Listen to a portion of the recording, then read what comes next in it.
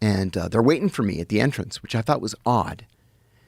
And we go up to a conference room, and they said, we're both cleared, SI, TK, Gamma. And then there were 2 compartments above top secret that I was cleared for that they said they were cleared for.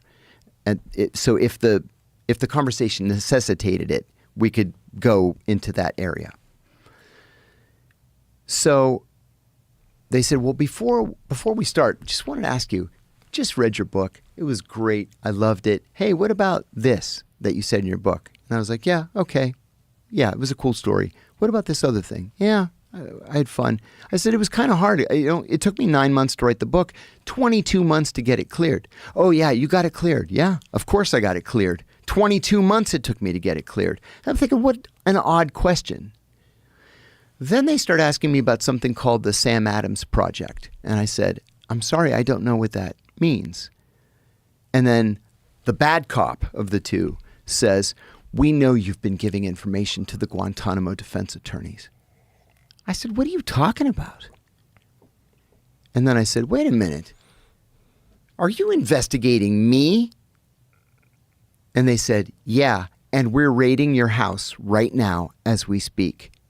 And I said, thank God. I said, I want to speak to my attorney right now. That was the only reason that they didn't arrest me. And one of the things that I learned, and this became painfully evident when they started arresting January 6th people, was the FBI in Washington likes to make its arrests on Thursdays because there are no federal arraignments on Friday. So you're in the DC jail Thursday night, Friday night, Saturday night, Sunday night, getting the shit beaten out of you. And then they arraign you on Monday. And then you want to make a deal just so you don't ever have to go inside that prison again. But because I asked to see my attorney, they let me go. So I called the attorney as soon as I got out of the office. Actually, when I was walking out, one of them went over to, I didn't know it at the time, but it was Peter Strzok. And Peter Strzok says, tell me he implicated himself. And the guy said, not really, no. We have to let him go.